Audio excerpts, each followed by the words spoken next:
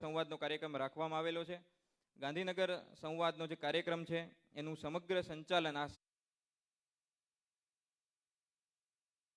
સંવાદનું સંચાલન છે માનનીય મનોજ સર કરવાના છે. મનોજ સર શુક્લા, સર એક વખત આવી જજો તો તમારો પરિચય કરાવી દઈએ. જોરદાર તાળીઓથી આપણે મનોજ શુક્લા સરને આવકારીએ. મનોજ શુક્લા સર બહુ લાંબી કારકિર્દી ધરાવે છે, બહુ વિશાળ અને વિશદ કારકિર્દી ધરાવે છે. નિવૃત્ત આસિસ્ટન્ટ કમિશનર છે, ગુજરાત સરકારના યુથ સર્વિસ એન્ડ કલ્ચરલ એક્ટિવિટીઝના ડિપાર્ટમેન્ટમાંથી તેઓ સેવા નિવૃત્ત થયા છે. છેલ્લા 20 વર્ષથી ભાસ્કર, સંદેશ, ફૂલછાપ જેવા ગુજરાતના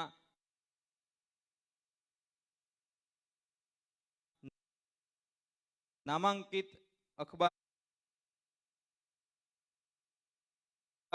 અખબારપત્રો સાથે તેઓ કોલમિસ્ટ છે અને કોલમ લખતા રહ્યા છે. આપમાંથી ઘણા બધા મિત્રો આદરણીય મનોજભાઈના વાંચક હશો. જન્મભૂમિ ગ્રુપ ઓફ ન્યૂઝ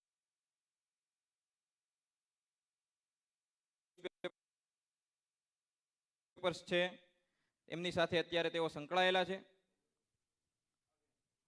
એક મિનિટ, આપણે ફરીથી મનોજભાઈનો પરિચય જોઈશું. મનોજભાઈને વિનંતી કે અહીંયા રહી, આપણે મનીષજી આવે પછી આપણે સ્થાન લઈશું.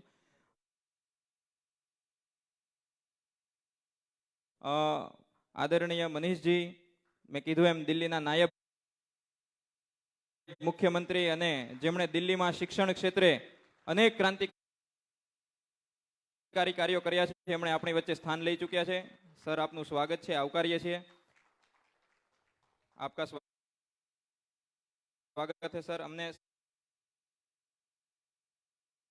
સાથે સાથે આમ આદમી પાર્ટી ગુજરાતના પ્રદેશ અધ્યક્ષ માનનીય શ્રી ગોપાલભાઈ ઇટાલિયા તેમજ ઈશુદાનભાઈ ગઢવીજી પણ સરની સાથે મંચ ઉપર સ્થાન લેશે. સૌ મહાનુભાવોનું સ્વાગત છે.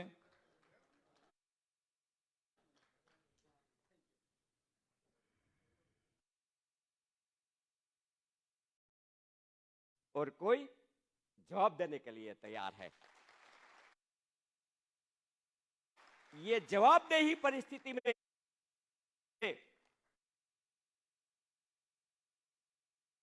अगर आज कुछ पूछना है, मैं सबसे पहला प्रश्न आदरणीय मनीष सिसोदिया साहब को पूछने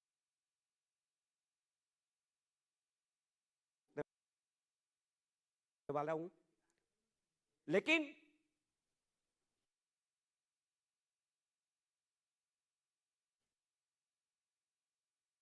इनके पहले आज मैं सिसोदिया साहब का एक छोटा सा परिचय देने वाला हूं. छोटा सा, बिल्कुल छोटा सा.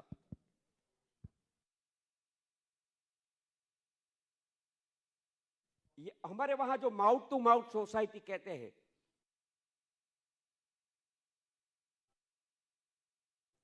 इस तरह हमारे यहां माउथ टू माउथ जो पब्लिसिटी होती है,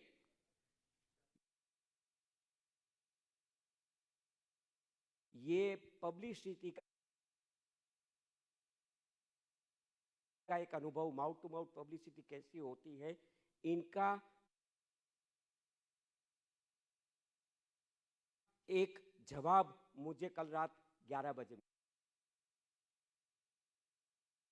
मिला. ये सब जो प्रश्न मैंने पूछने के लिए तैयार किया था हिंदी में, तो मैंने सोचा कि मेरा हिंदी अच्छा नहीं है, तो मैं किसी हिंदी के टीचर को पूछ लूं कि भाई मैं आपको ये प्रश्न भेज रहा हूं, आप जरा उनमें अगर कोई गलती है, कोई क्षति है तो वो अच्छी कर दीजिए. मैंने गांधीनगर की एक सीनियर टीचर्स, मैं नाम भी देने के लिए तैयार हूं, श्रीमती वर्षाबेन पारेख, डॉक्टर वर्षाबेन पारेख, उनको मैंने एक क्वेश्चन भेजा कि भाई मैं ये प्रश्न पूछने वाला हूं, उसमें अगर कोई गलती है तो आप सुधार दीजिए। उन्होंने व्हाट्सएप में सुधार कर भेज दिया मुझे, फिर फोन किया रात को 11 बजे।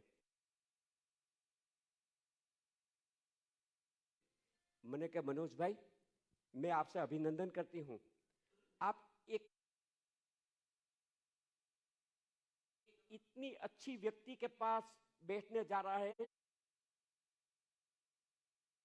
जो आप जिंदगी भर याद रखेंगे, क्योंकि मैंने उनको जिंदगी भर याद रखा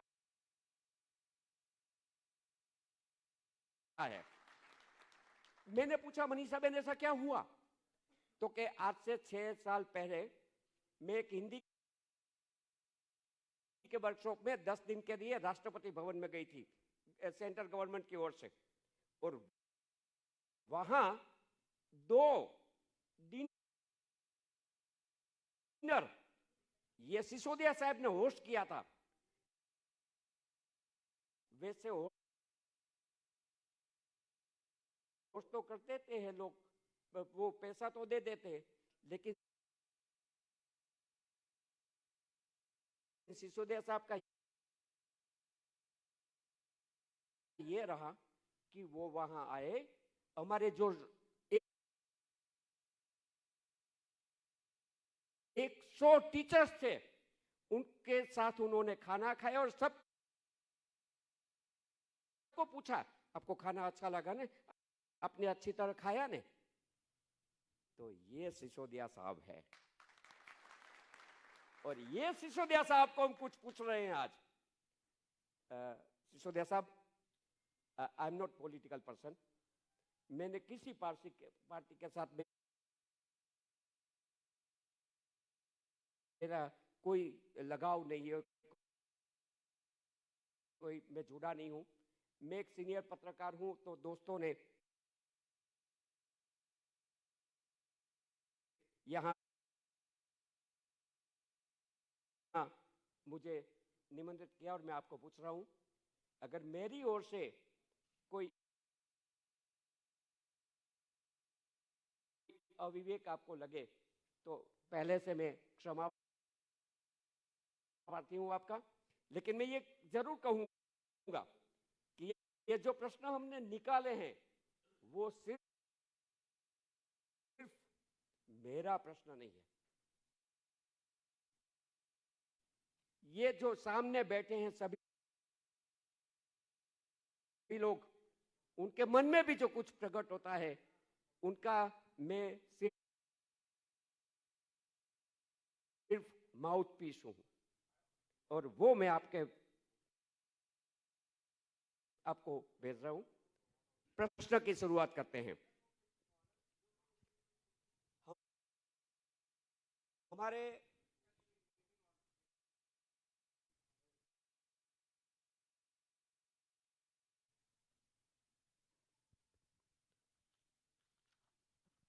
सबसे पहला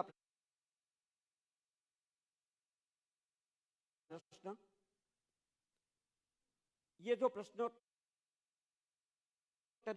हम कर रहे हैं वो इसके बारे में हमने इस देश के इस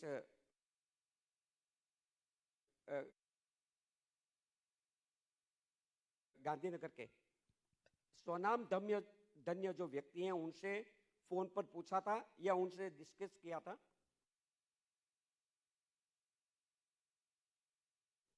और उनके मन में जो भी प्रश्न आए थे उनमें कुछ निकालकर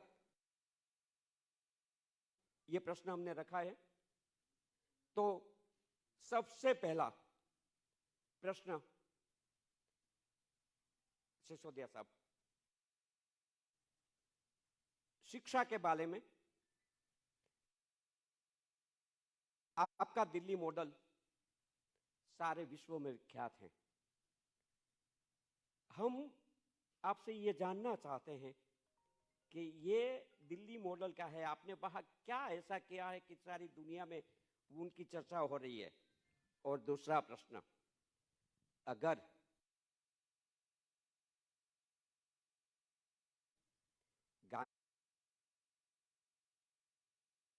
गांधीनगर में, ये महानगर पालिका में आपका पक्ष कुछ प्राप्त करता है, तो क्या गांधीनगर के लिए आप ऐसा कुछ प्रबंध करेंगे? सिसोदिया साहब। धन्यवाद मनोज जी। सबसे पहले तो मैं यहाँ उपस्थित सभी भाइयों बहनों को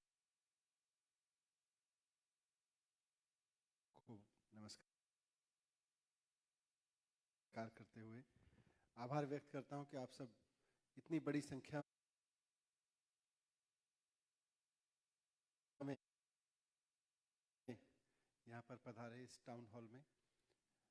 चुनाव के समय पे लोगों से संवाद सबसे इम्पोर्टेंट होता है और इस संवाद में आप सब शामिल होने आए हैं, इसके लिए मैं आपका आभार व्यक्त करता हूँ।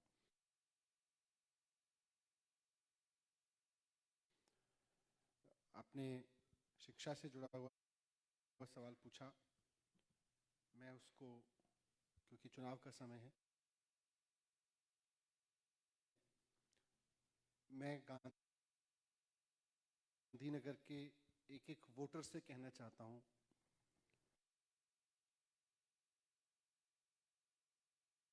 कि आपका एक वोट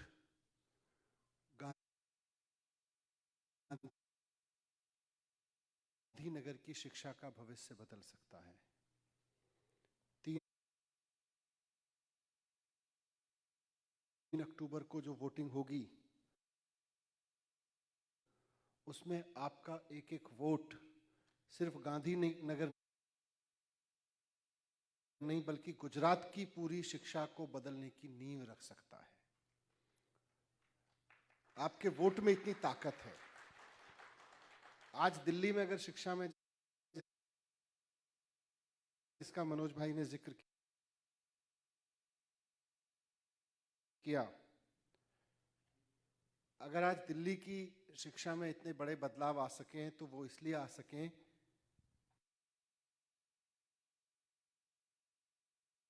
कि लोगों ने वोट दिया और शिक्षकों ने बदल के दिखा दिया। आज मैं गांधीनगर के लोगों से भी अपील करता हूं कि आप अपने वोट को शिक्षा की तस्वीर बदलने का हथियार बना लीजिए। आप उस हथियार का इस्तेमाल शिक्षा की तस्वीर बदलने के लिए कीजिए। शिक्षक में वो ताकत है कि वो शिक्षा की तस्वीर बदल सकता है। दिल्ली में हमने जो कुछ हुआ, आज दिल्ली में जिसकी भी तारीफ होती है, मैं उसमें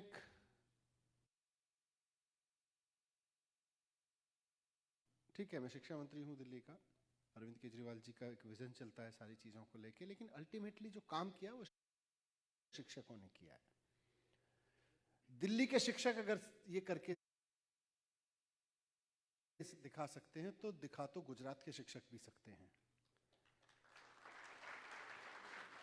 हो क्यों नहीं पा रहा है फिर? इसलिए हो नहीं पा रहा क्योंकि राजनीतिक इच्छा शक्ति नहीं है। अगर गुजरात के अंदर, और मैं पर्टिकुलर गांधीनगर की बात करूं, गांधीनगर म्युनिसिपल कॉरपोरेशन में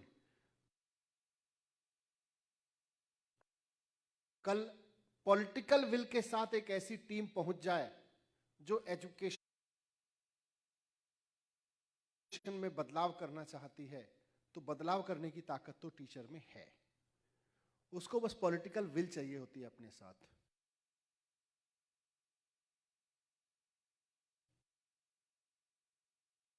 व्हाट आम आदमी पार्टी ब्रिंग्स, हम लोग एजुकेशन के expert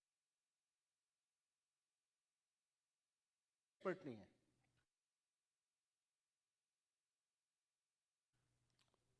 What we bring to the table is political will.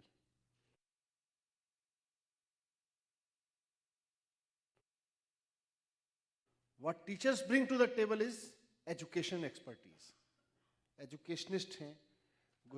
Gandhinagar का मैं थोड़ा सा जानकारी ले रहा था अपने साथियों से। यहाँ म्युनिसिपल स्कूल हैं, लेकिन म्युनिसिपल स्कूल्स की हालत ऐसी है कि कोई अपने बच्चों को पढ़ाना नहीं चाहता वहाँ। दिल्ली में आज सौभाग्य से अभी म्यूनिसिपल स्कूल्स तो हमारे अंडर में नहीं आते, लेकिन स्टेट गवर्नमेंट के स्कूल आते हैं। और दिल्ली में आज स्टेट गवर्नमेंट के स्कूल सारे ऐसे हो गए हैं कि वहाँ चारों तरफ से अपने बच्चों को लोग निकाल के प्राइवेट स्कूल से गवर्नमेंट स्कूल में ला रहे हैं। इस साल, केवल इस साल हमारे पास में 2.5 लाख बच्चे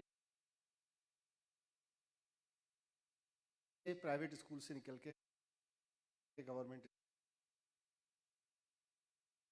स्कूल में आ रहे हैं। तो अगर दिल्ली में हो सकता है तो हो तो यहां भी सकता है। लोगों की विल चाहिए ऐसी पॉलिटिक्स चुनने के लिए, और फिर पॉलिटिकल विल चाहिए टीचर्स करके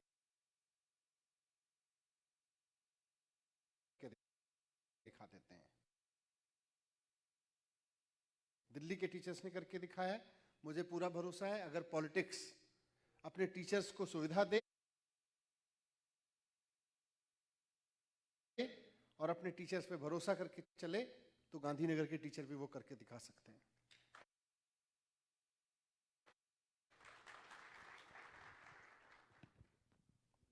शुक्रिया सर।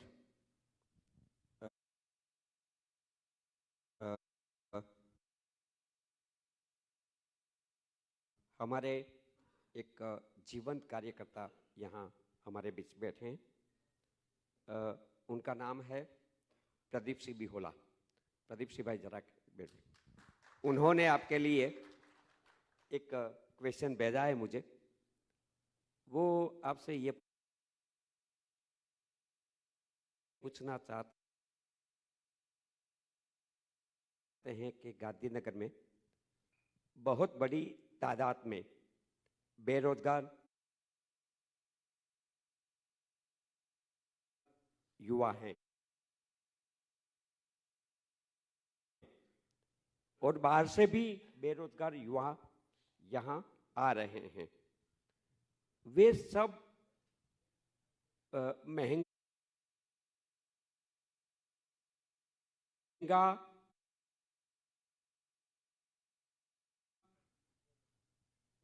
महंगी फीस देकर कंपटीशन एग्जाम देते हैं। इनका बड़ा बोझ माता पिता उठाते हैं।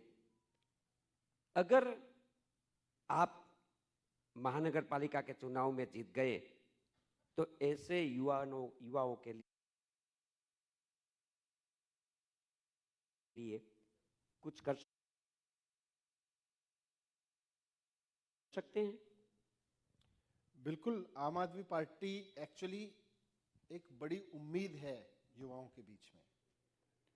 दिल्ली में उस उम्मीद पर खरे उतरे हैं और मुझे खुशी है कि आज आम आदमी पार्टी से ये प्रश्न गुजरात की जमीन पर भी पूछा जा रहा है। ऊपर करना है? अच्छा। तो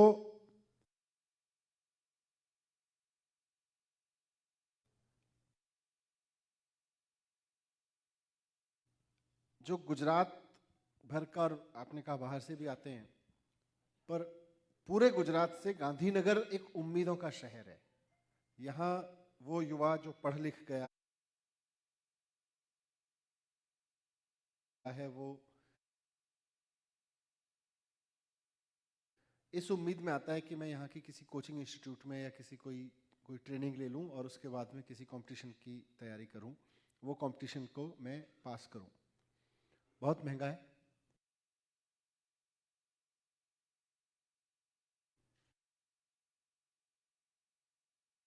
पर हमें लगता है कि एक जिम्मेदार सरकार होने के नाते म्युनिसिपल गवर्नमेंट इसकी जिम्मेदारी उठा सकती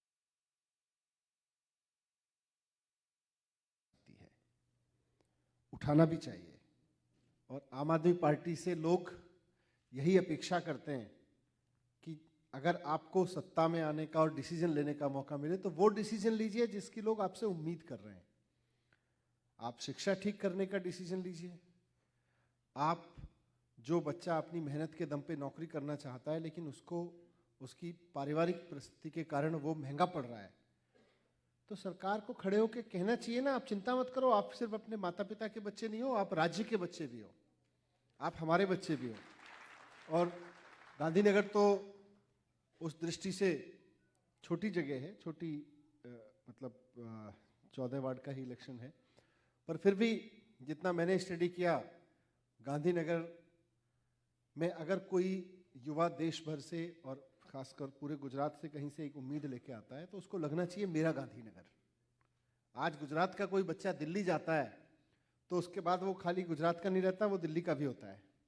दिल्ली की सरकार उसको देश का बच्चा मान के उसकी शिक्षा का, उसके स्वास्थ्य का, उसके रोजगार का, जो भी जहां उसको जरूरत पड़ती है, हर कदम पे वो साथ खड़ी होती है। अब आप हमारे हो, कल गांधीनगर में कोई आता है तो वो गांधीनगर का है, गांधीनगर की म्युनिसिपल बॉडी का है, वो गांधीनगर का है। We should love him, we should take care of her, और ये होना चाहिए। हमारे साथ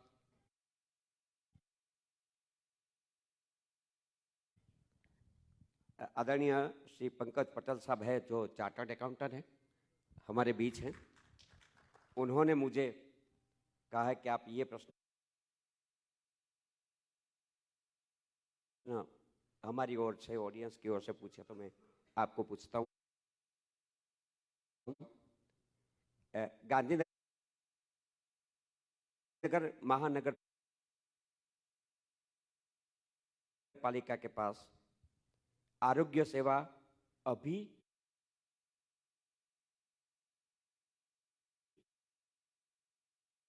उपलब्ध नहीं है। तो सवाल ये है कि अगर आप महानगर पालिका में बहुमत लेकर आते हैं तो क्या वो सेवा ले पाओगे? अगर ले पाओगे तो फिर उनके लिए बजट का क्या करोगे? और एक और भी सवाल हमारे लिए हैं, आपके लिए, कि आपके वहाँ दिल्ली में जो मोहल्ला क्लिनिक का मॉडल है, वो आप गांधीनगर में लागू कर पाओगे? देखिए, ये बहुत इंटरेस्टिंग है तीनों आपके जो अभी तक आपने सवाल पूछे हैं, और तीनों का आंसर कहीं ना कहीं कोरिलेट करता है, क्योंकि हम ये पूरा का पूरा टाउन हॉल म्युनिसिपल इलेक्शन के संदर्भ में कर रहे हैं।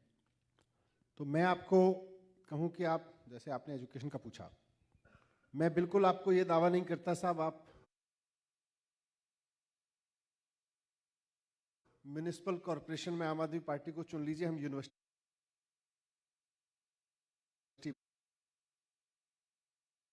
बनवा देंगे।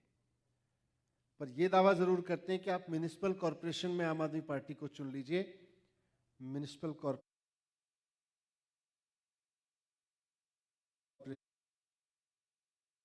में प्राइवेट स्कूलों से बढ़िया गवर्नमेंट स्कूल बन सकते हैं। प्राइवेट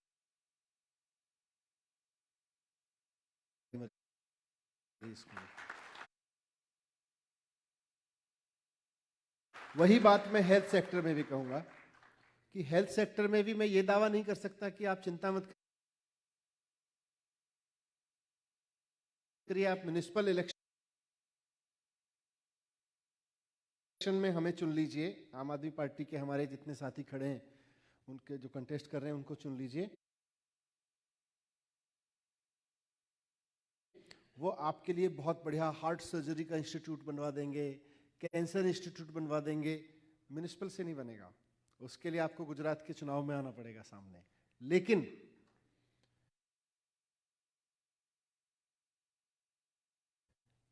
नगर निगम की ये जिम्मेदारी है, और ये मैं नहीं दे रहा, ये बाबा साहब ने दी है, ये बाबा साहब के संविधान से मिली है।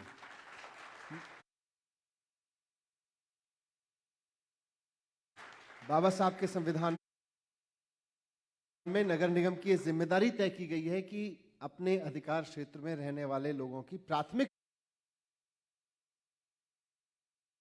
चिकित्सा की व्यवस्था नगर निगम करेगा। अगर 27 साल के भारतीय जनता पार्टी की सरकार में heart of the state that is Gandhinagar, वहां पर यह सवाल अभी भी बचा हुआ है तो फिर लानत है ऐसी सरकारों पर।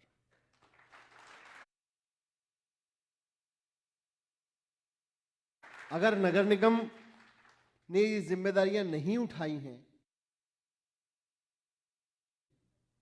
तो फिर ये बहुत बड़ा फेलियर है।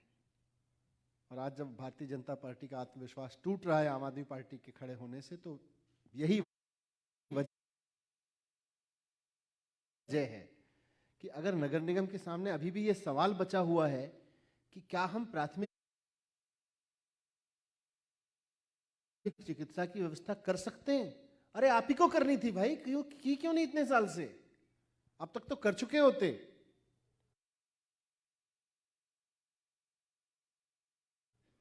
ये काम तो बहुत बड़ी जिम्मेदारी का है। प्राथमिक चिकित्सा नगर निगमों की जिम्मेदारी है। देश के संविधान ने 3rd टियर ऑफ गवर्नेंस को प्राथमिक चिकित्सा की जिम्मेदारी दी है। हमने दिल्ली में नगर निगम हमारे पास नहीं है, उसके बावजूद राज्य सरकार हमारे उसमें आया तो हमने उसमें किया। मोहल्ला क्लिनिक एक अच्छा मॉडल है। मैं सोचता हूं कि जो हमारे गुजरात के साथी हैं वो भी इस बारे में काफी चिंतन कर रहे हैं। इनके साथ काफी हमारा चिंतन चलता रहता है कि क्या कर सकते हैं, कैसे कर सकते हैं, किस लेवल की गवर्नेंस में हम क्या इंटरव्यू कर सकते हैं। इनके साथ काफी चर्चाएं हुई हैं और इन्होंने जो एक कदम आगे दिल्ली से बढ़ के योजना बनाई है वो बहुत इंपॉर्टेंट है गुजरात के लिए और गांधीनगर के इलेक्शंस के लिए, कि अगर गांधीनगर में आम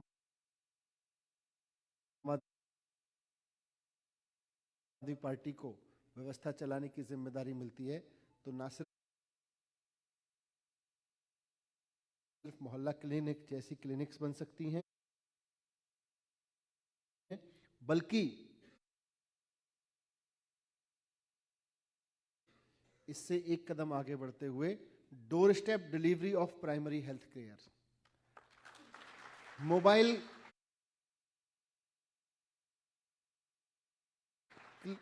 मोहल्ला क्लिनिक, जहां बुजुर्ग लोग हैं। गांधीनगर में बहुत सारे लोग ऐसे रहते हैं जो रिटायर्ड लाइफ जी रहे हैं, पीसफुल रिटायर्ड लाइफ जीना चाहते हैं, लेकिन हेल्थ इश्यूज तो हैं। अब उनके पास शायद इतना समय भी ना हो कि वो जाके, और इतनी ऊर्जा या उतना कोई ना हो केयरिंग पे कि जो जाके किसी क्लिनिक में जाए। तो it should be the duty of municipal governance कि आप अपने सिटीजन्स की इतनी केयर करिए कि आप घर जाके कर सकें, आप उनको घर पे प्राथमिक चिकित्सा उपलब्ध करा सकें। अगेन आई एम सेइंग कि हम ये दावा नहीं करना चाहिए नगर निगम में कि चिंता मत करिए आपकी हार्ट सर्जरी घर पे आके करा देंगे। वो तो किसी बड़े हॉस्पिटल में होगी, वो राज्य सरकार को जिम्मेदारी लेनी पड़ेगी। लेकिन प्राइमरी हेल्थ केयर, आपका बीपी चेक होना है, आपको कोई दवाई देनी है, आपको बुखार हो रहा है और ऐसी और या कोई बड़ी बीमारी भी है तो उसकी इनिशियल केयर, इनिशियल चिकित्सा, उसकी वो जिम्मेदारी नगर निगम की है। और वो नगर निगम कर क्या रहा है फिर अगर वो नहीं कर रहा है तो? Thank you sir.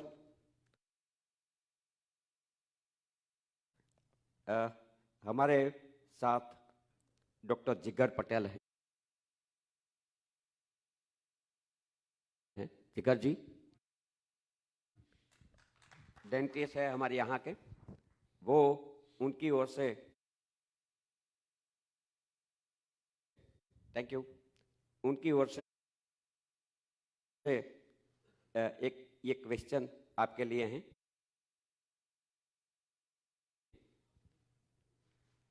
सर, किसी भी शहर में कोई भी नागरिक रहता है तो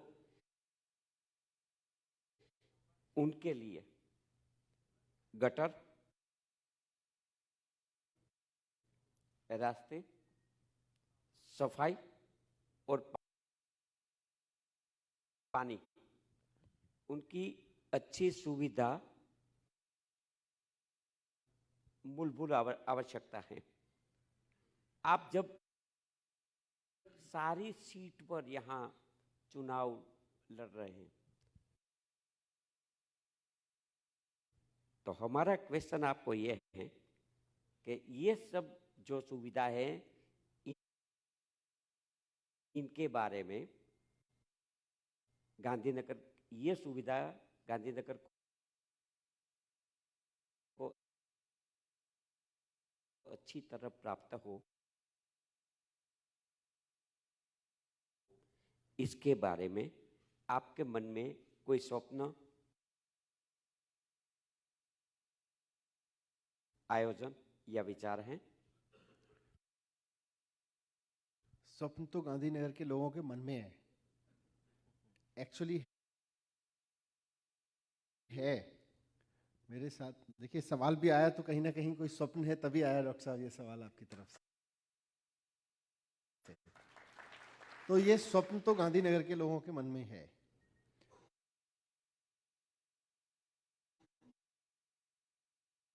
सवाल यह है कि भारतीय जनता पार्टी ने अब तक किया क्यों नहीं, क्योंकि नीयत नहीं थी।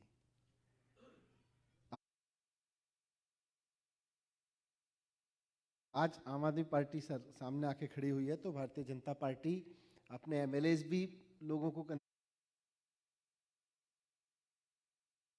कन्विंस करने के लिए उतार रही है, अपने मंत्रियों को भी उतार रही है। लेकिन उनके साथ प्रॉब्लम यह है कि काम किया नहीं, तो इसको उतारने से होगा क्या। अब जनता पूछ रही है, भाई तुम एमएलए साहब 4-4 एमएलए आ गए, एक-एक सीट पे, एक-एक मंत्री आ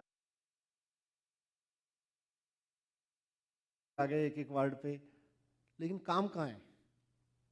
अगर ये सिविक वर्क, जो म्युनिसिपल सिविक वर्क है, कुछ सड़कें अच्छी चौड़ी बना के राज्य सरकार के फंड से, उससे काम नहीं चलता है ना। राज्य सरकार के अधीन आने वाली आपको म्युनिसिपल सर्विसेज, तो म्युनिसिपल सिविक सर्विसेज तो देनी चाहिए थी ना। मैं फिर से पूछता हूं कि भारतीय जनता पार्टी ये मंत्रियों और विधायकों के चक्कर में ना पड़े। आपके मंत्रियों की क्रेडिबिलिटी तो आपने खुद देख ली, तभी आपने बदला उनको। नए वालों की भी समझ में आ जाएगी, एमएलएज की भी देख ली।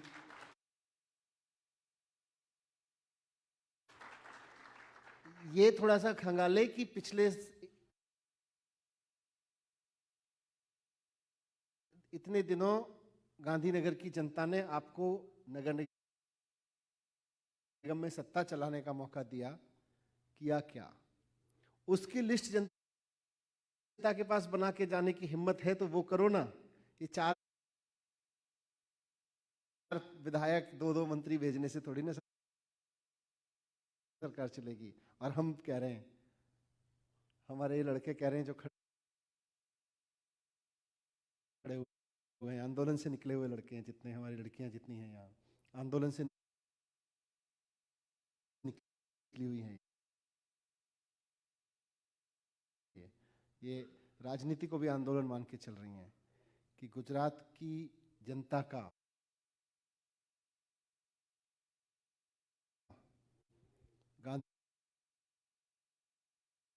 गांधीनगर की जनता का म्युनिसिपल टैक्स के लिए दिया गया एक एक पैसा गांधीनगर और उसमें नए जुड़े गांवों के विकास के लिए ईमानदारी से खर्च होगा। ये हमारी जिम्मेदारी है। मैं आपको ये दिल्ली से आके कहूं कि नहीं, फलाने वाली सड़क हमने तय कर ली है, मुझे लगता है it's not fair for me. वो ये बताएंगे, वो लड़के बताएंगे जो चुनाव लड़ रहे हैं, या यहाँ की टीम बताएगी, तय करेगी, या वहां की जनता तय करेगी जो सवाल पूछ रही है। लेकिन ये अरविंद केजरीवाल जी और मेरी जिम्मेदारी है कि लोगों के टैक्स का एक एक रुपया ईमानदारी से खर्च हो। हम अपनी पार्टी में उन लोगों को आगे लाए, और मैं एश्योर करता हूं। और हमारे यहाँ हिंदुस्तान में एक बड़ी अच्छी कहावत चलती है, आप सबने भी सुनी होगी जितने लोग टाउन हॉल में आए, नियत में बरकत है ना। जब साफ नहीं नियत होती है तो अपने आप बरकत होने लगती है, तरक्की होने लगती है। दिल्ली में नियत थी हमारी,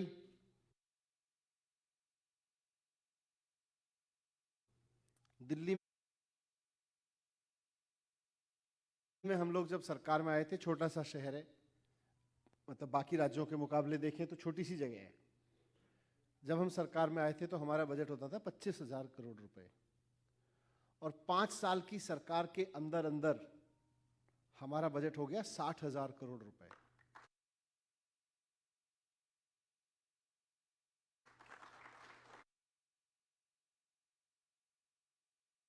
तो 25,000 करोड़ से 60,000 करोड़ रुपए केवल 5 साल की ईमानदार सरकार में हो सकता है।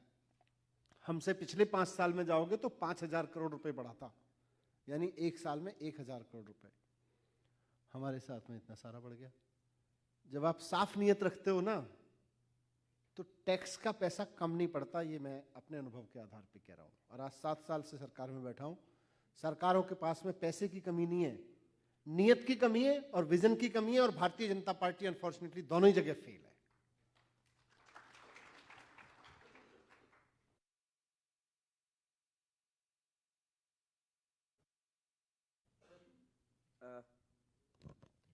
सर, हमारे यहाँ एक वेद इंटरनेशनल स्कूल है, उनके शिक्षक डॉक्टर संजय सुखड़िया, जो एक बहुत अच्छे टीचर के स्वरूप में यहाँ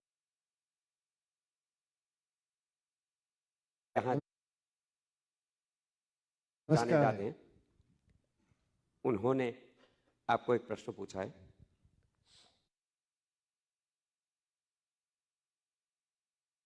ऐसा सुना है कि दिल्ली के किसी भी विस्तार में, मैं आपसे प्रार्थना करता हूं कि ये क्वेश्चन आप अच्छी तरह सुने प्लीज। ऐसा सुना है कि दिल्ली के किसी भी विस्तार में कोई भी अकस्मात होता है तो उसमें घायल हुए तमाम मरीजों की आपकी सरकार निःशुल्क शुश्रूषा करती है। क्या ये मॉडल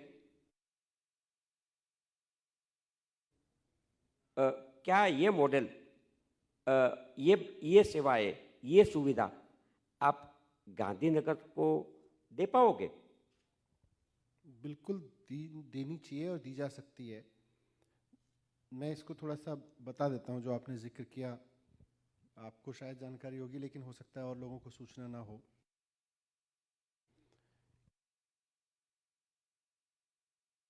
कि दिल्ली में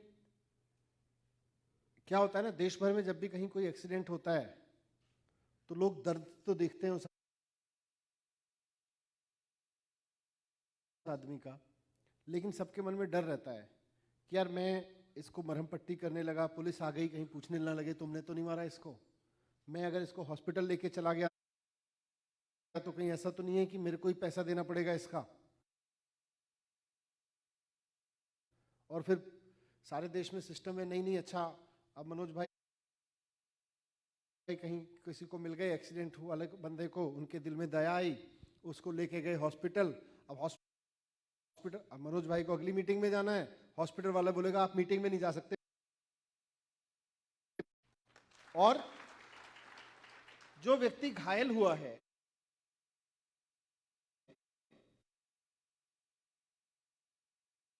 भाई सड़क पे घायल हुआ है, जिम्मेदार सरकार है।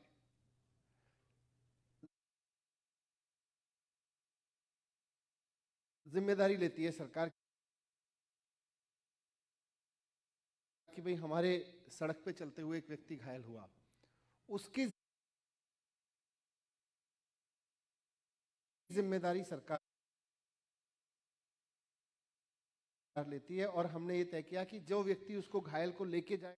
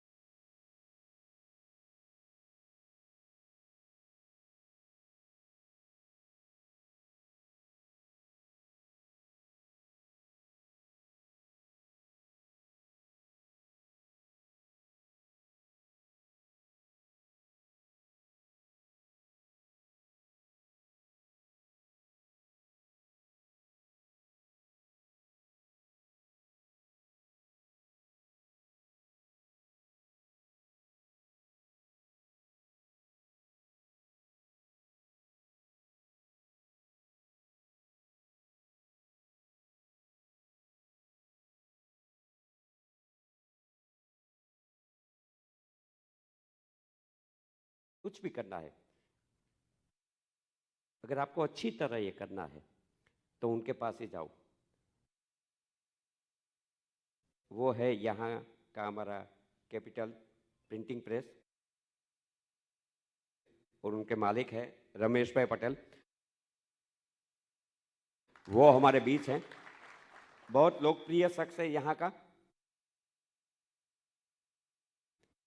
यहाँ की सांस्कृतिक संस्थाओं से जुड़े हैं, उनके प्रेसिडेंट हैं। तो उनका एक क्वेश्चन मेरे पास आ गया है।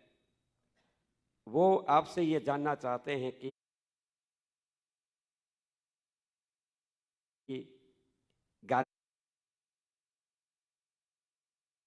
गांधीनगर का नया सीमांकन होने के बाद महानगर पालिका में कुछ गांव इस गांधीनगर के आसपास के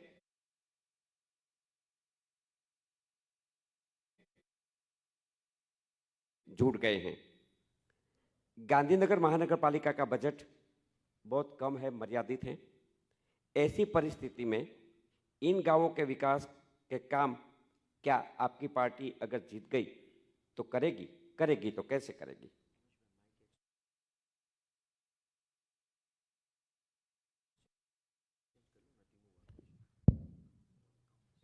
पास ठीक है है, आवाज ठीक आ रही है?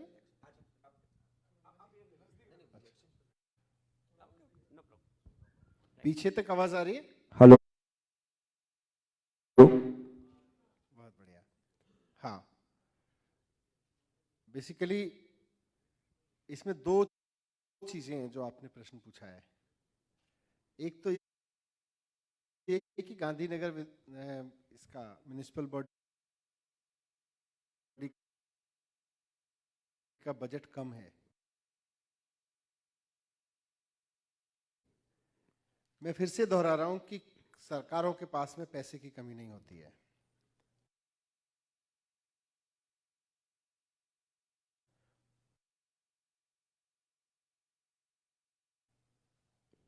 जनता के पास पैसे की कमी होती है, लेकिन उसके बावजूद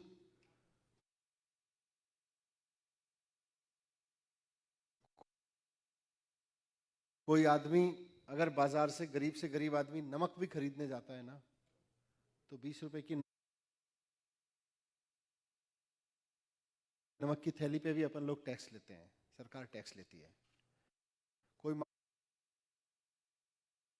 माचिस भी खरीदने जाता है, कोई दवाई भी खरीदने जाता है, तो उस पर भी टैक्स लेते हैं। वो सारा पैसा इकट्ठे होके, एक तो उसके इकट्ठे होने में चोरी हो रही होती है,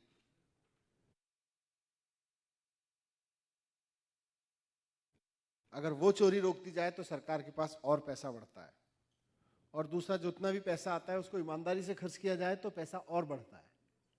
ये दो चीजें हैं। आपने कुछ नए जुड़े गांवों की बात की, उनका विस्तार से प्लान हमारी टीम ने मुझे ब्रीफ किया है, उन्होंने बनाया हुआ है।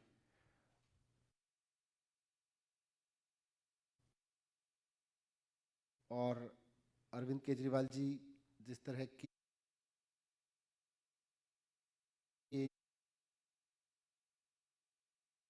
गवर्नेंस का मॉडल दिल्ली में दे रहे हैं, उसमें दिल्ली के गांव भी इसी तरह से उपेक्षित रहते थे पहले वहां, लेकिन अभी अरविंद केजरीवाल जी के आने के बाद से हर एक गांव को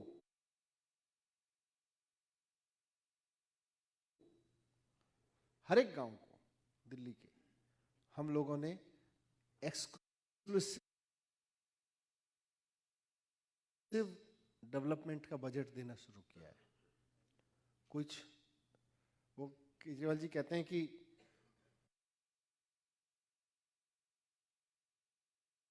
जिनको हिस्ट्री ने या कुदरत ने कम दिया हो ना, उनको कानून को ज्यादा देना चाहिए। बहुत अच्छा। तो हिस्टोरिकली अगर कोई इलाका ऐसा रहा है जो चाहे बाद में जुड़ा, जिसका डेवलपमेंट हिस्टोरिकल रीजन रेफरेंसेस की वजह से कम हुआ, तो उसको ज़्यादा देख के डेवलप कराना चाहिए। हमारे साथियों ने प्लान बनाया है, मुझे लगता है आप लोग भी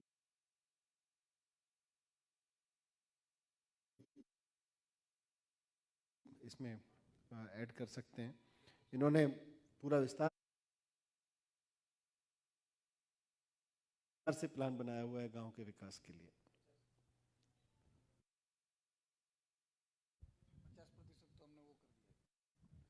मैं उनके पास ही जाता हूँ, यहाँ से उनके पास ही जाता हूँ।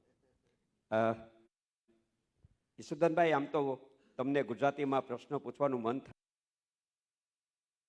થાય અને તમારો અવાજ સાંભળવાનું મન થાય.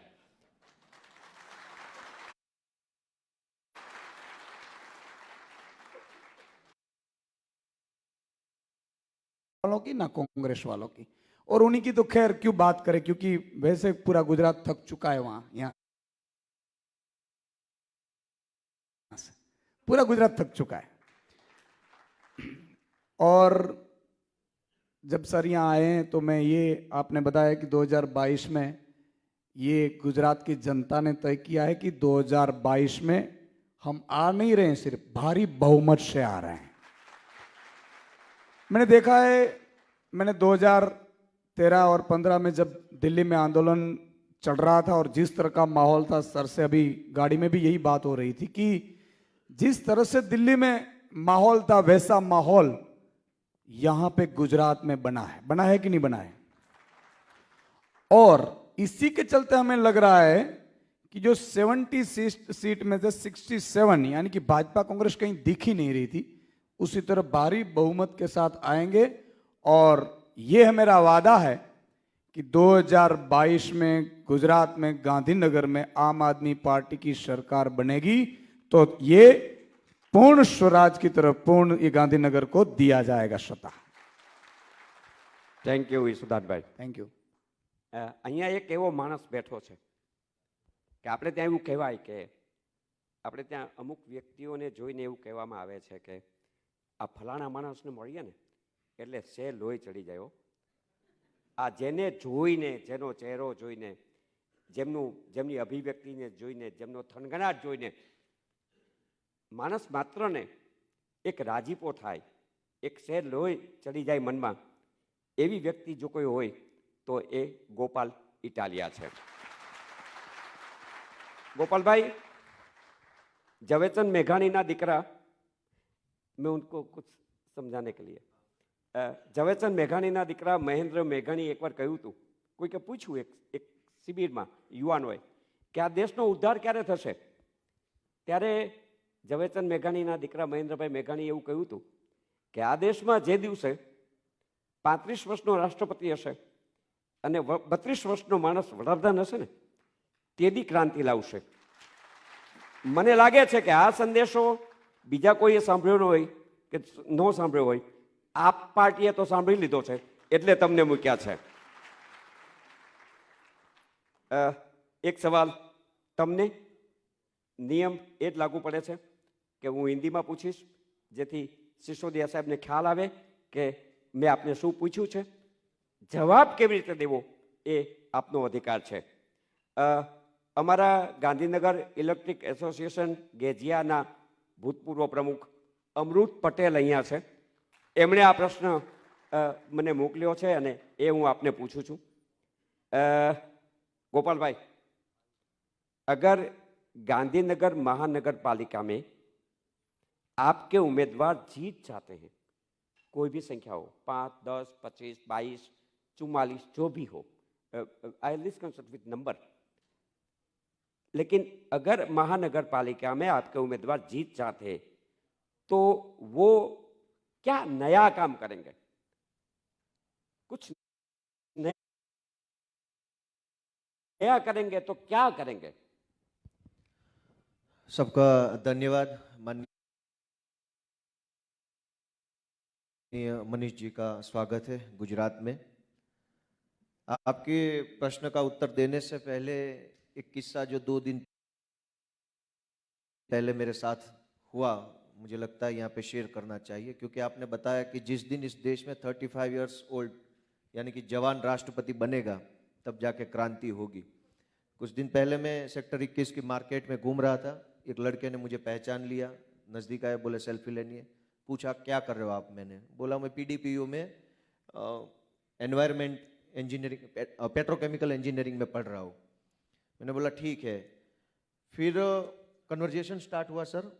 मैंने उसको ये बताया कि आप अभी पेट्रोकेमिकल इंजीनियरिंग में पढ़ रहे हो, शायद आप बैचलर में हो गए, फिर आपको ये भी पता है कि आप बैचलर करके मास्टर करोगे या जॉब में जाओगे, खुद का करोगे या प्राइवेट में जाओगे, एकेडमिक कैरियर बनाओगे या कुछ नौकरी ढूंढ लोगे। आपका सारा सिस्टम आगे का तय है कि आपको क्या करना है, पढ़ना है तो कहाँ तक पढ़ना है, पहुँचना है तो कहाँ तक पहुँचना है, और धंधा रोजगार व्यापार क्या करना है। आपका सारा विजन सेट है और विजन के लिए आप दिन रात पीडीपीयू के हॉस्टल में बैठ करके पढ़ रहे हैं, मेहनत कर रहे हैं दिन रात। तो वो बोला हाँ कर रहे हैं हम। मैंने बोला आप अपना कैरियर बनाने के लिए, अपने विजन को पाने के लिए दिन रात मेहनत कर रहे हैं, लेकिन आप अपना विजन आसानी से पा सको इसके लिए आपकी सरकार आपके लिए कुछ कर रही है कि नहीं कर रही है? क्या आपकी सरकार के पास आपको लेकर कोई विजन है? आपके पास विजन है कि मैं इंजीनियरिंग करके कुछ करूंगा, लेकिन आपकी सरकार के पास कोई विजन नहीं है, तो पूरी जिंदगी भर हॉस्टल में बैठ के पढ़ोगे, कुछ होने वाला नहीं है।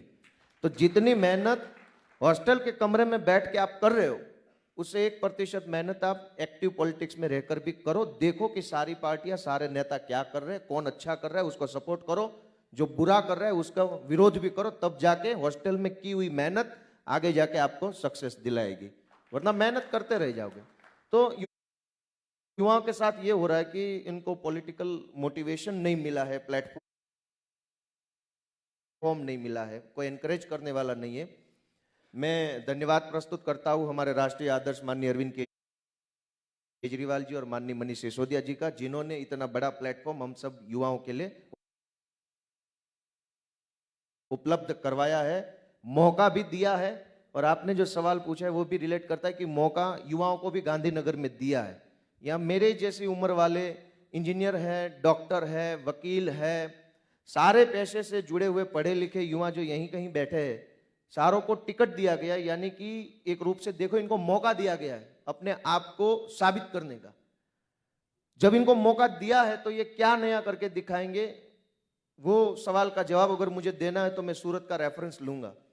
सूरत में भी पढ़े लिखे लोगों को पार्टी ने मौका दिया टिकट दे करके, पार्टी ने जिनको मौका दिया, जनता ने भी उनको वोट दे करके मौका दिया काम करने का। वो क्या काम कर रहे हैं? सबसे बढ़िया काम ये कर रहे हैं कि वो घर घर जा रहे हैं और बोल रहे हैं कि आपने हमको वोट दिया था, बताइए आपका काम क्या है, हम आपका काम करने के लिए तैयार हैं। बात छोटी सी है, लेकिन छोटे आदमियों के लिए बहुत बड़ी बात है।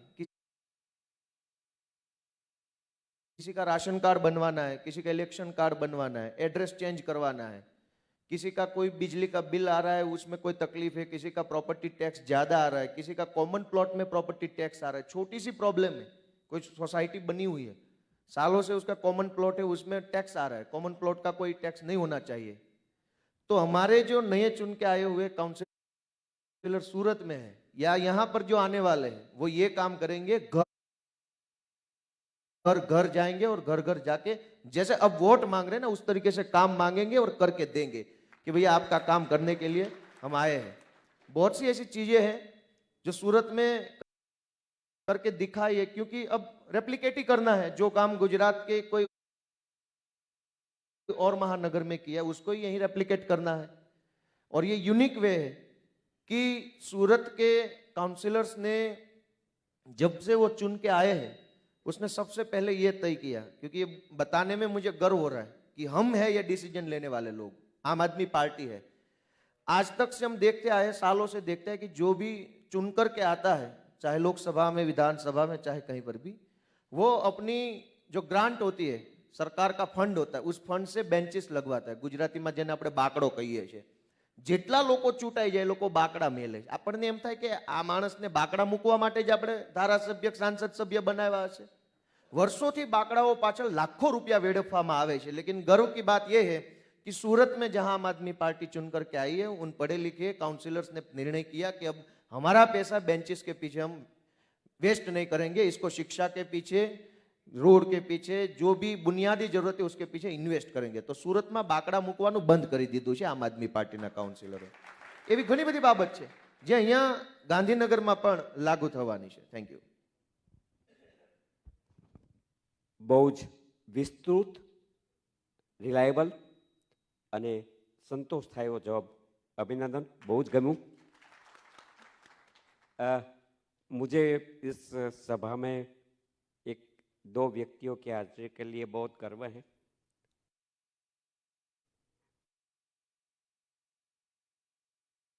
फ्रांस का जब क्रांति हुई तो एक व्यक्ति लाइब्रेरी में बैठकर कुछ पढ़ रही थी।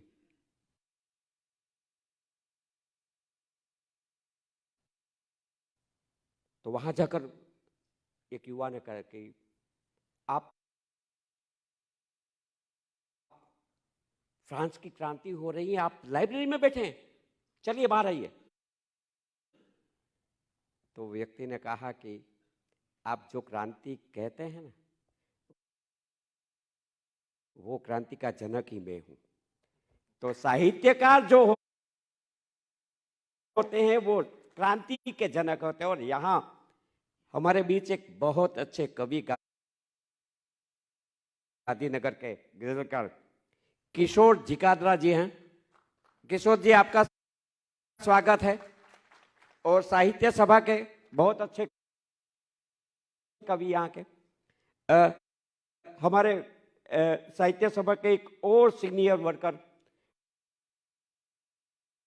मुरजी भाई परमार दधी, वो भी यहाँ है, अच्छे लेखक हैं, वो हमारे बीच हैं, उनका स्वागत करता हूं। और उन दोनों की ओर से एक प्रश्न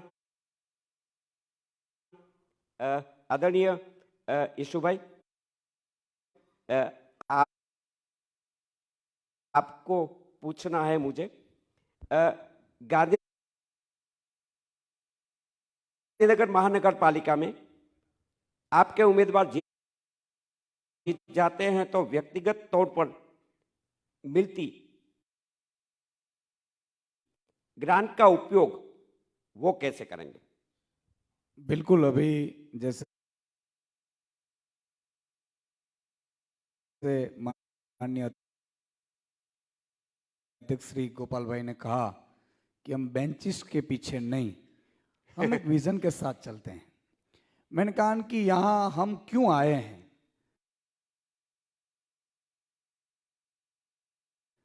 और देखो, मैं थोड़ा यहाँ बहुत अच्छे जब बड़े लोग बैठे हैं तो मैं थोड़ा कहना चाहता हूं कि राजनीति आम आदमी पार्टी ने क्यों चुनी है, वो 2 मिनट में लूंगा। अरविंद जी, आईआईटी में जब किसी को एडमिशन मिलता है तो बच्चा समझता है कि चलो मेरा एडमिशन मिल गया, बहुत अच्छा हो गया, मैं अपना करियर बन गया। वो पास होता है तब तो करियर बन ही जाता है। उससे भी आगे अगर कोई यूपीएससी एग्जाम की तैयारी कर रहा है, पास हो जाता है तो फिर कोई सवाल ही नहीं है, वो ब्यूरोक्रेट बन गया, अपने घर चलाता है, अच्छी खासी नौकरी करता है। लेकिन उसके बाद भी इनकम टैक्स जॉइंट कमिश्नर होने के बावजूद उन्होंने सोचा कि नहीं, मुझे और कुछ करना है, और वो राजनीति में आते हैं। तभी कहा जाता है कि राजनीति बदलने के लिए आए।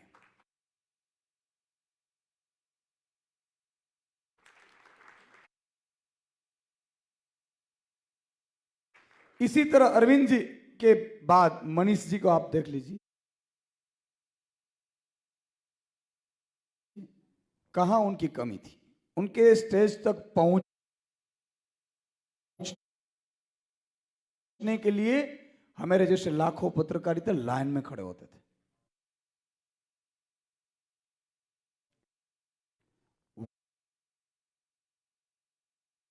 वहां पहुंचकर भी उन्हीं को लगा कि नहीं, मुझे और कुछ करना है, मैं डिसीजन मैं करूं।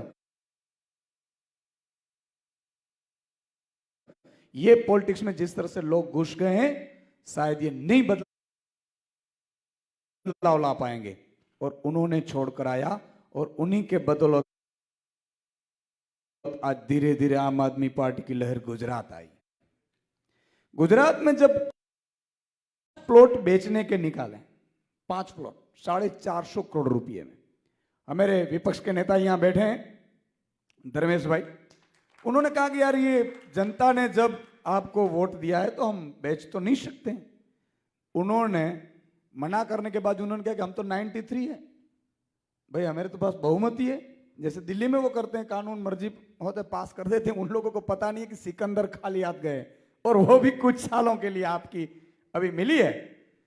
तो ये चीज हुई, 27 कॉरपोरेटर ने तय किया कि हम बेचने नहीं देंगे सूरत। और हुआ ये मनोज भाई कि ये अगले दिन प्रेस कॉन्फ्रेंस की विपक्ष ने और बोला कि कोई भी बिल्डर या उद्योगपति ये प्लॉट खरीदेगा नहीं, अगर खरीदेगा तो हम प्रोजेक्ट नहीं बनने देंगे। तो पहला काम 450 करोड़ रुपए का उन्होंने बचाया। अब बीजेपी वालों ने ये कहकर कहा था कि हमारे पास पैसे नहीं कॉरपोरेशन चलाने के लिए। दूसरे ही दिन बीजेपी वालों ने उसका मेयर के बंगले का 5 करोड़ का रिनोवेशन करते हैं। वो पैसे कहां से आए? सबके लिए इनोवा खरीदते हैं। वो पैसे कहां से आए? सबके लिए आईफोन खरीदते हैं। तो फर्क ये है, हमें जब कॉरपोरेशन चुनकर आएगी गांधीनगर की, मैं दावे के साथ कहता हूं और मुझे गर्व है आम आदमी पार्टी, क्योंकि नींव कहां से रखी है? अरविंद जी और मनीष जी ने नींव रखी है। आज गुलाब जी हमारे प्रभारी यहां बैठे हैं, किसी के एमएलए 182 है, किसी का बच्चा सरकारी स्कूल में पढ़ रहा है क्या? पढ़ रहा है यहां पे? तभी ये हालत है। हमारे विधायक या प्रभारी के बच्चा सरकारी स्कूल में पढ़ा और मैं जाकर आया हूं। तो हम राजनीति करने नहीं, बदलने आए हैं। तो हमारे जो कॉरपोरेटर चुने जाएंगे वही प्रबुद्ध नागरिकों के पास जाएंगे और बोलेंगे कि आप बताइए हमारी ग्रांट का खर्चा कहां करना है।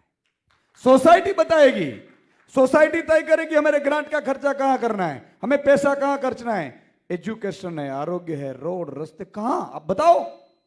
तो ये हम करने जाएंगे। और इसी के चलते कहते हैं कि जैसे दिल्ली का मॉडल, आज एजुकेशन मिनिस्टर तो सभी में है, राज्यों में नहीं है कि नहीं? कोई केरला का एजुकेशन मिनिस्टर का पता है? तमिलनाडु का एजुकेशन मिनिस्टर को जानता है? अच्छा मुझे बताए ओडिशा का चीफ मिनिस्टर कौन है? लेकिन 2 लोग जो पूरे हिंदुस्तान के बच्चे बच्चे जानते हैं, वो है अरविंद केजरीवाल जी और मनीष सिसोदिया जी। तो सवाल यह है कि राजनीति करने नहीं, बदलने आए हैं। तो हमारे जो कॉरपोरेटर आएंगे वो लोगों के पूछेंगे कि कहां ग्रांट का खर्चा करना है, और लोग गांधीनगर के तय करेंगे। Thank you.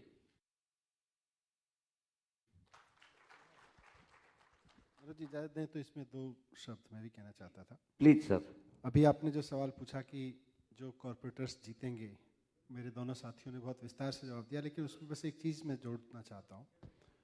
उन दोनों की बात को ही समराइज करते हुए, संक्षेप में बोलते हुए, अभी मैं स्वामी नारायण मंदिर में आशीर्वाद लेने गया था। तो वहाँ जो मुझे दर्शन करा रहे थे, उन्होंने मेरे कान में एक बहुत अच्छा मंत्र दिया कि स्वामी नारायण जी की तरफ से, हाँ, महंत स्वामी जी का कोट था। उन्होंने मुझे कहा कि ज़िंदगी में इस चीज़ को याद रखना हमेशा, और ये आज मंत्र में गांधीनगर से लेके जा रहा हूँ अपने लिए, किसी दूसरे के लिए नहीं, राजनीति के लिए अपने लेके जा रहा हूँ, पर उसका उल्लेख यहाँ आपके सवाल के जवाब में बहुत ज़रूरी है।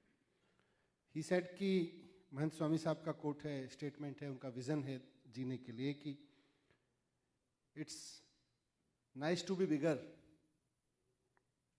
But it's nice to be big, but it's bigger to be nice. बड़ा होना अच्छी बात है, लेकिन अच्छा होना बहुत बड़ी बात है। ये स्वामी जी का संदेश है, और मैं समझता हूं यही राजनीति है। ये बड़े होंगे कि नहीं होंगे मुझे नहीं पता, पर ये अच्छे होंगे, ये हमारी जिम्मेदारी है। बड़े बड़े कितने काम करेंगे, कितने का भ्रष्टाचार सूरत में रुकवाया, उसके अगले कितनी जीरो वाला भ्रष्टाचार ये गांधीनगर में रुकवाएंगे, ये सब इमेटीरियल है। मतलब ये मायने रखता है, बट उससे वो फिगर्स मायने नहीं रखती हैं। मायने ये रखता है कि ये बड़े कितने होंगे पता नहीं, पर अच्छे होंगे। मैं अरविंद केजरीवाल जी जो राजनीति करते हैं और जो राजनीति की धारा उन्होंने पूरे देश में बहाई है, उसमें एक गारंटी है कि आम आदमी पार्टी का जो भी सिपाही होगा, वो चाहे कार्यकर्ता हो, चुना हुआ पार्षद हो, विधायक बैठे हैं, विधायक हो, मंत्री हो, ईमानदार होगा, पहली बात। दूसरा, कैरेक्टर का स्ट्रॉन्ग होगा, और तीसरा, क्रिमिनल नहीं होगा। ये 3 जिम्मेदारियां अरविंद केजरीवाल जी की हैं। હું બહુ જ ગૌરવ સાથે હવે જે પ્રશ્ન આવે છે એ પડતો મૂકું છું અને એ માટે વાંક ગોપાલભાઈ તમારો છે.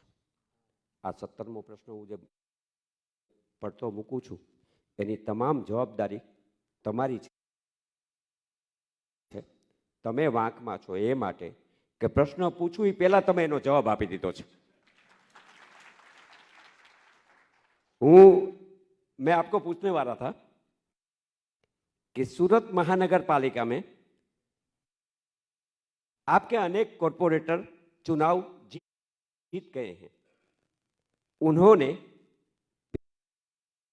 पिछले 4 महीने में क्या किया वो बताइए. लेकिन आपने तो जवाब दे दिया. ના એના માટે તો હજુ ઘણું કહેવા જેવું છે. પ્લીઝ આટલે કન્ટિન્યુ. નહીં થાય, આટલામાં નહીં થાય. બહુ કામ કર્યું છે બચારા એમને. તો હું આના માટે હું ગુજરાતીમાં કહીશ. ઘણા કામો કર્યા છે, હું ગણાવી શકું, 1 કલાક ગણાવી શકીશ. બધું મીડિયાએ કવર કરેલી જ બધી ઇવેન્ટો છે. મને પર્સનલી જે કામ લાગ્યું કે ખરેખર આ બહુ ઐતિહાસિક કામ થયું છે એ શું કર્યું છે कि जो भी सर लोग हमारे काउंसिलर्स चुन के आए, पॉलिटिकल काम भी वो करेंगे, एडमिनिस्ट्रेटिव काम भी वो करेंगे, लेकिन सोशल काम जो उन्होंने किया है सबसे बड़ा ऐतिहासिक है मेरी दृष्टि से. क्योंकि मेरी उम्र 32 साल है. जब से समझ आई मैंने देखा नहीं है कि किसी चुने हुए पॉलिटिकल लोगों ने ऐसा काम किया है. जैसे ही चुन करके आए वो लगातार महीने में 2 बार या 5 बार या 10 बार स्कूल की विजिट करते हैं. इससे क्या होता है, मैंने जो महसूस किया, इससे क्या होता है, ऐसा नहीं है कि वहां जाके दबंग के टाइप खड़े हो जाते हैं, ये नहीं है वो नहीं, ऐसे नहीं जाते. वो जाके लेते हुए देखा है हमने. तो सर उनको मोटिवेट फील हुआ. क्योंकि हमने आज तक, हम अगर यहां मैं बोलूं कि हाथ खड़ा करे, किसी ने देखा हो कि विधायक किसी प्राइमरी स्कूल में विजिट करने को गया है? मैंने तो नहीं देखा मेरी जिंदगी में. आप में से किसी ने, अगर किसी, हमने नहीं देखा. जिसको विधायक बनाया, मंत्री बनाया, सांसद बनाया, काउंसिलर बनाया, वो अपने मत क्षेत्र की स्कूल में आज तक नहीं गया है. तो ये जो 27 लोग हैं, बहुत से काम किए, मैं गिनवाऊंगा, अभी थोड़ा टाइम लूंगा. ये बड़ा काम है कि इन्होंने टीचर्स को मोटिवेट किया, प्रिंसिपल को मोटिवेट किया, पेरेंट्स को मोटिवेट किया, उनको ये फील कराया कि आपके साथ पॉलिटिकल पावर भी जुड़ा, आप अकेले नहीं, आप काम करिए, हम आपको बैकअप करेंगे ऑपोजिशन के तौर पे. और उनकी सारी जो समस्याएं थी, उनकी सारी समस्याएं सदन तक पहुंचाई. सूरत कॉर्पोरेशन के सदन तक सारी समस्याएं टीचर्स की पहुंचाई. अभी टीचर्स की भर्ती नहीं हुई है तो उसके स्टाफ की कमी है. इंफ्रास्ट्रक्चर लेवल पे बहुत तकलीफें हैं. पेरेंट्स को भी सहूलियत नहीं मिल रही है. बहुत से ऐसे स्कूल है जो साफ सफाई नहीं हो रही थी, तो साफ सफाई करवाने का काम चालू किया. हमारे राकेश भाई है, शिक्षा समिति के सदस्य है सूरत से. उन्होंने शिक्षक दिन जो भी गया 5 सितंबर, तो तगड़ा सा विरोध किया और बोला कि शिक्षकों का सही सम्मान तब होगा जब सभी स्कूल में पूर्णकालीन शिक्षकों की भर्ती की जाएगी. तब तक के लिए शिक्षा दिन आप नहीं मना पाओगे. तो ये सारी चीजें सूरत के काउंसिलर्स ने की.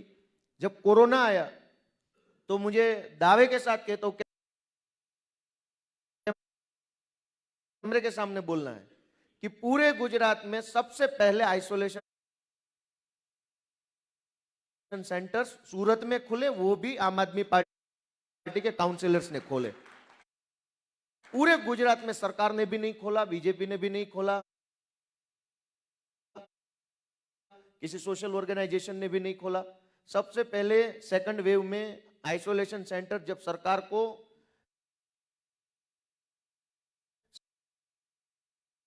सरकार के इंस्टीट्यूशन को, बीजेपी के लोगों को ऑक्सीजन नहीं मिल रहा था, तब हमारे जो 27 काउंसिलर है उन्होंने कैसे तैसे करके हाथ जोड़ के भी ऑक्सीजन की व्यवस्था लोगों के लिए फ्री में करना चालू कर दिया था आइसोलेशन सेंटर के माध्यम से। दूसरा, आपने शुभा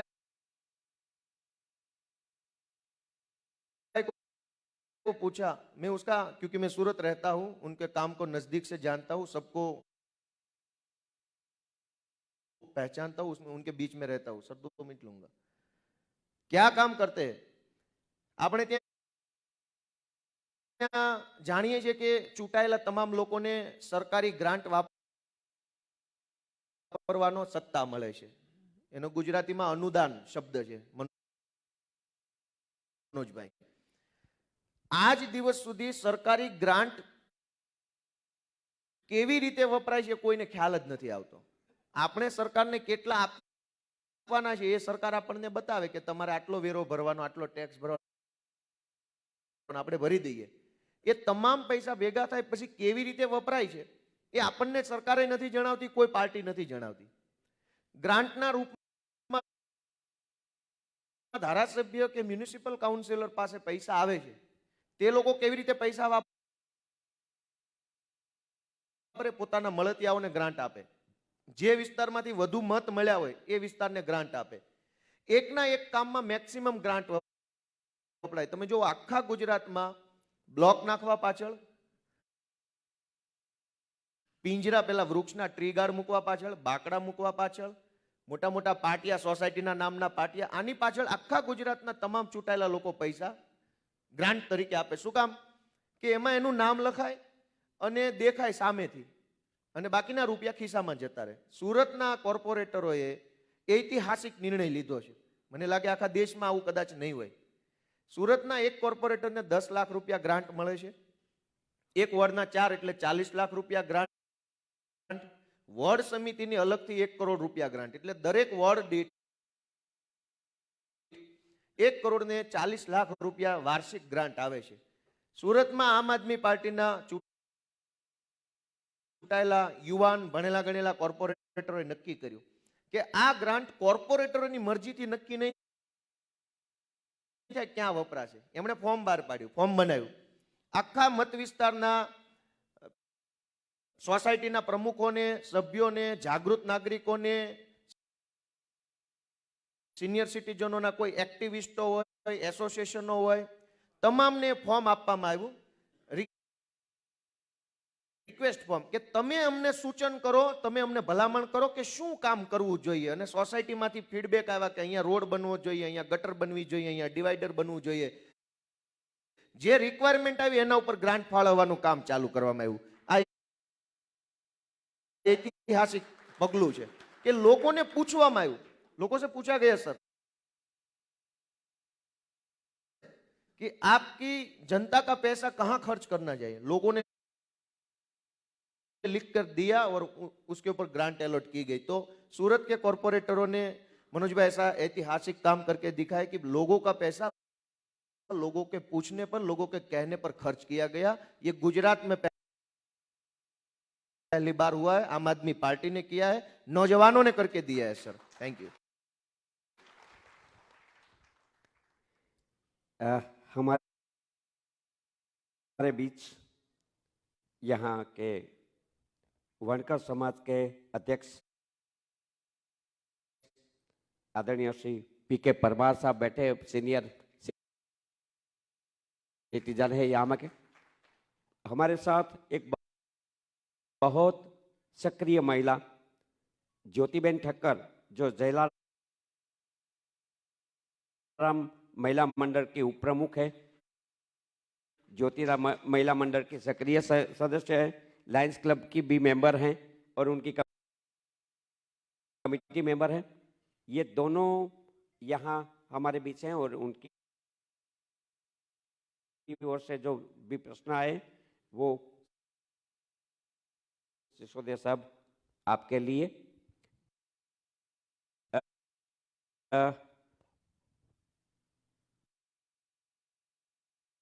यहाँ जो ये इलेक्शन हो रहा है, इनमें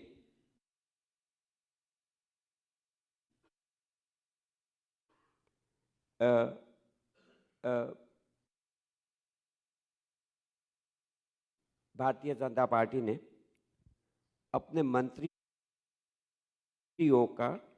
मंत्रियों को वोट वाइज इंचार्ज बनाकर प्रचार में भेजा है। इस विषय में आपका मंतव्य क्या रहेगा? जैसा मैंने अभी पहले बोला कि भारतीय जनता पार्टी अपने आत्मविश्वास के सबसे निम्न स्तर पर खड़ी है इस वक्त गुजरात में।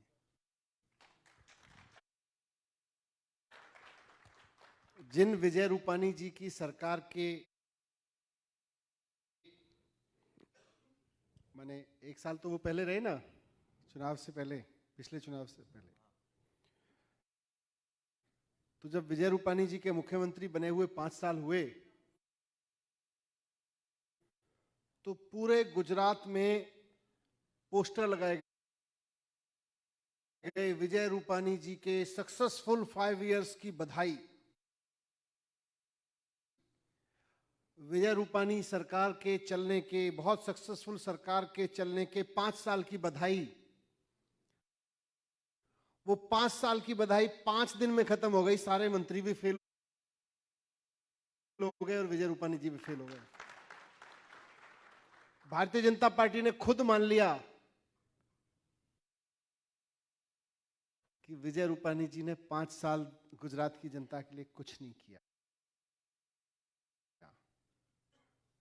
आज जब गांधीनगर का म्युनिसिपल चुनाव हो रहा है, म्युनिसिपल चुनाव में तो काम बोलता है, काम, मंत्रियों को भेजने से काम नहीं चलता। म्युनिसिपल चुनाव में काम करने से काम चलता है। मंत्रियों की खाली ड्यूटी लगा दोगे तो मंत्री बेचारे कहां जाएंगे, किसके दरवाजे पे जाके कहेंगे वोट दे दो? वो बोलेगा पिछले बार को तो वोट दिया था, काम क्यों नहीं किया? तो ये बात भारतीय जनता पार्टी को अच्छे से पता है।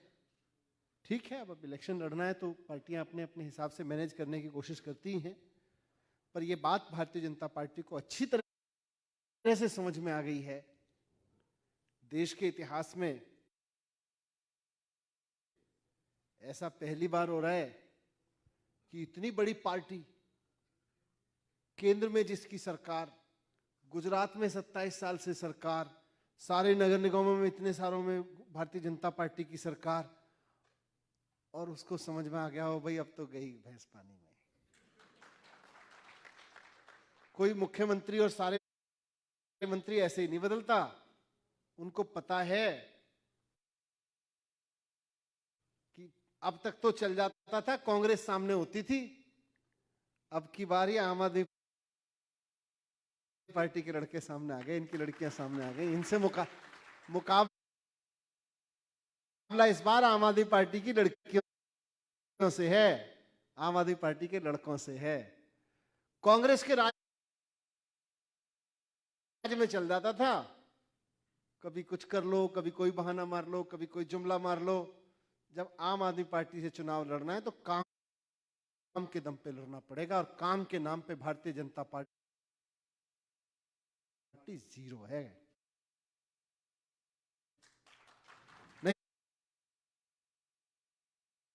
नहीं मिलेगा। इस बार आप देखिएगा, गांधीनगर, सूरत ने तस्वीर बदली। सूरत ने एक आत्मविश्वास दिया आम आदमी पार्टी को भी। हम दिल्ली में बैठे आम आदमी पार्टी के लोगों को भी, और गुजरात में खड़े आम आदमी पार्टी का एक एक कार्यकर्ता को भी। और गांधीनगर उससे बड़ा स्टेप होने जा रहा है। गांधीनगर उससे बड़ा कदम उठाने जा रहा है। मैं तो दिल्ली में बैठा हूं, लेकिन जो आहट में सुन रहा हूं, गुजरात का चुनाव जब होगा तो होगा, लेकिन अभी गांधीनगर का चुनाव एक बहुत बड़े बदलाव का संकेत दे रहा है और हम आम आदमी पार्टी तो नई पार्टी है जी। एक राज्य में सरकार, दूसरे राज्य 7 साल 8 साल 10 9 साल हुए कुल मिला के देखें तो सारा मिला लो बहुत स्ट्रेच करके 8-9 साल में एक राज्य में तीसरी बार मुख्यमंत्री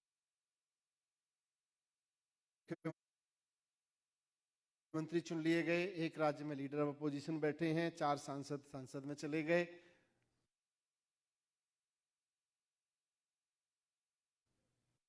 और एक सूरत जैसी जगह पे जहां भारतीय जनता पार्टी का इतना बड़ा गढ़ था, अभी तो उनको इस चक्कर में बदल डर के मंत्री भी बनाना पड़ा वहां से भारतीय जनता पार्टी का आत्मविश्वास हिल गया। और जैसा अभी हमारे दोनों साथियों ने बताया, अध्यक्ष जी ने बताया, यशोधन भाई ने बताया कि ये 27 लड़के लड़कियां जो धमाल मचा रहे हैं वहां गांधीनगर के लोग, वो देखना चाहते हैं। अब नए मंत्रियों की शक्ल देख के वोट नहीं करेंगे। मेरा दावा है कि सूरत के हमारे पार्षदों का काम देख के वोट करेंगे वहां पर।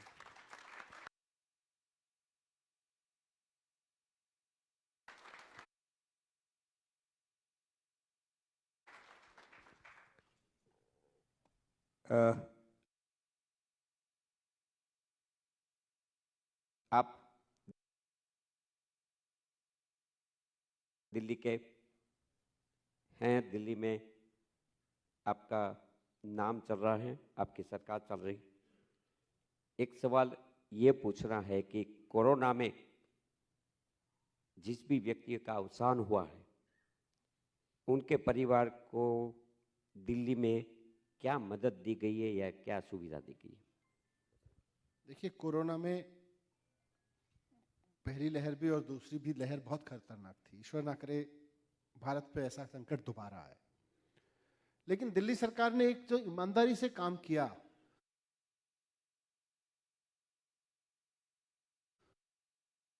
वो ये किया कि मतलब जो बीमार हुआ उसकी मदद तो जैसे जैसे हुई, देश में पहली बार होम मेडिकल कोरोना में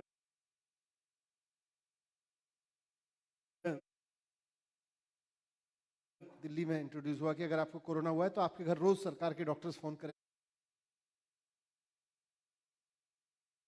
आपकी दवाई बताएंगे, पूछेंगे। अगर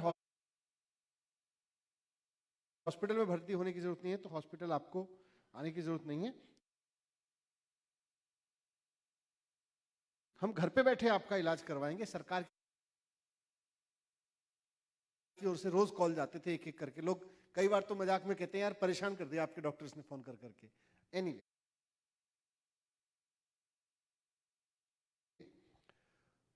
पर सरकार ने एक काम ईमानदारी से वहां किया कि अगर किसी भी व्यक्ति की मृत्यु हुई कोरोना की वजह से तो उसको स्वीकार किया, उसको छिपाया नहीं। बीजेपी की सरकारों ने जहां जहां भारतीय जनता पार्टी की सरकारें, हर जगह इन्होंने छिपाया। उसका नुकसान यह हुआ कि आज जैसे दिल्ली में हमें पता है साहब इतने लोगों की डेथ हुई, हमने एक एक डेथ को क्लियर रखा। आज आप शमशान घाट का डेटा निकाल लीजिए, आप म्युनिसिपल का डेथ सर्टिफिकेट का डेटा निकाल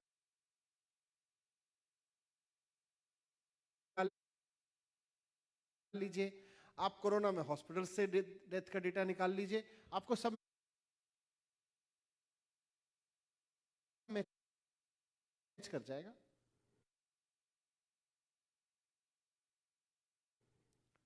आज भारतीय जनता पार्टी के किसी राज्य में मैच कर ही नहीं रहा, गांधीनगर में भी मैच नहीं कर रहा। गांधीनगर में डेथ का डेटा कहता है 1 लाख कितने लोगों की मौत हुई पूरे स्टेट, 1.25 लाख पूरा उसका, और दिखाया 4,500 है। तो मान लीजिए सरकार कल को कोई स्कीम भी लेके आएगी तो 4,500 लोगों को ही देगी, जिन्होंने अपना व्यक्ति खोया उसको तो ये रिकॉग्नाइज ही नहीं कर रहे कि भाई आपके परिवार की किसी की डेथ कोरोना की वजह से हुई। सबसे पहले तो उस आदमी के साथ सरकार ईमानदारी से तो खड़ी हो। क्या एक आदमी जिसके घर में कोरोना की वजह से कोई परेशान रहा, फिर अल्टीमेटली डेथ हो गई, वो अपनी सरकार से ईमानदार होने की अपेक्षा नहीं कर सकता? क्या वो ये नहीं सोच सकता कि यार मेरी सरकार कम से कम मेरे घर में डेथ हुई है, माने तो सही कि मेरे घर में डेथ हुई है कोरोना की वजह से, इतना तो अपनी सरकार से अपेक्षा रखता है। भारतीय जनता पार्टी वहां भी गिर गई है। बीजेपी ने वहां भी कोई नीचे गिरने में कोई कसर नहीं छोड़ी है। दिल्ली सरकार ने किया, आम आदमी पार्टी ने किया, उसके बाद हमने तो हर परिवार के लिए जिनके घर डेथ हुई 50,000 रुपए, साथ साथ में हर बच्चे जिनके परिवार के लोगों की डेथ हो गई, जो अनाथ हो गए कोरोना की वजह से, उनके बच्चों की पढ़ाई का जिम्मा सरकार उठा रही है। ये सारी वहां चीजें स्कीम लागू की।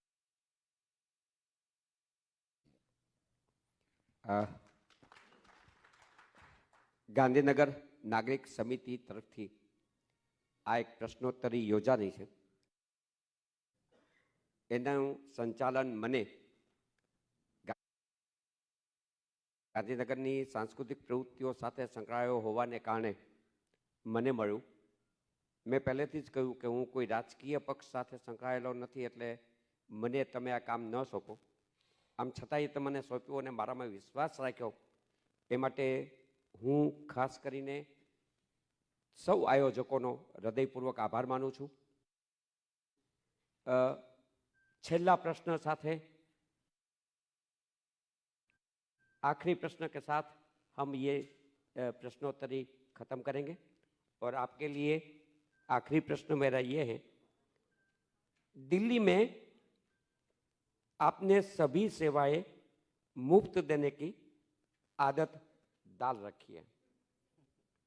हमारा प्रश्न ये है कि ये सबके लिए आप बजट कहाँ से जुटा पाते हैं? पैसे तो आ नहीं रहे, आप किसी को इलेक्ट्रिक का बिल नहीं ले, पानी का बिल नहीं, तो फिर पैसे आते कहाँ से हैं, ये बताइए.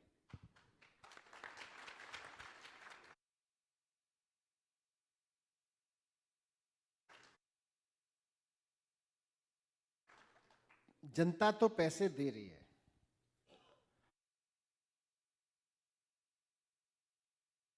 अब उसमें दो ही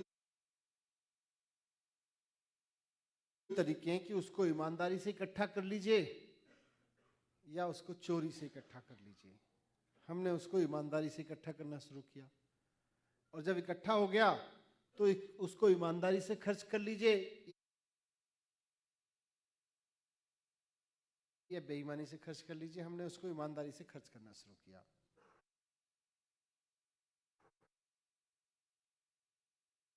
ये जितनी चीजें दिल्ली में मुफ्त मिल रही है ना, वो एक्चुअली मुफ्त है नहीं. जनता अपनी खून पसीने की कमाई से टैक्स देती है उसके लिए. अब हम कहें कि नहीं जी, जनता के खून पसीने की कमाई से तो मंत्रियों की कोठी में फिर फ्री बिजली जलेगी, और एक गरीब आदमी को, एक सामान्य आदमी को अपना बच्चे पढ़ाने के लिए बल्ब जलाना है, पंखा चलाना है, तो उसके लिए तो 4,000 रुपए बिल आएगा. तो ये तो बेईमानी है. जनता ने टैक्स दिया इसलिए कि मैं अपने बच्चे को पढ़ाना चाहता हूं, उसकी पढ़ाई के लिए स्कूल खोलो, मेरे घर में कोई बीमार हो जाए उसके इलाज के लिए व्यवस्था करो, मैं अपने बच्चे को पढ़ाना चाहता हूं, उसके ऊपर एक पंखा चलाऊंगा, उस पंखा का व्यवस्था करो, पंखे की बिजली सही मिलनी चाहिए मुझको. अपने बच्चे को पढ़ाना चाहता हूं, मुझे रात में अपने दिन भर मेहनत करके अपने घर में बैठूंगा एक बीवी बच्चे के साथ में, तो बल्ब मेरे घर में रोशनी जलनी चाहिए, मैं अफोर्ड कर सकूं उतनी करो. हमने दिल्ली में वही किया है. जनता पैसा इसीलिए देती है, जनता पैसा इसलिए नहीं देती है कि जाके मेरे पैसे पे जाके ऐश करो, नेता ऐश करे। जनता इसलिए देती है कि जाके मेरे पैसे से मेरे लिए काम करो। आज हम दिल्ली में जनता के पैसे से जनता के लिए काम कर रहे हैं। और आखिर में मैं गांधीनगर के लोगों को एक बात कहना चाहूंगा कि 3 अक्टूबर को अपनी वोट का इस्तेमाल करिए। एक बार झाड़ू पे वोट दबाइएगा ना, आप बीजेपी और कांग्रेस को भूल जाएंगे। ये मेरी जिम्मेदारी है। आदरणीय सिसोदिया साहब, शुक्रिया। आदरणीय गोपाल भाई,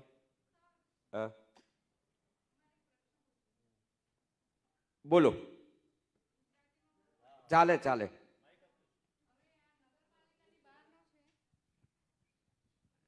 થેન્ક યુ સર.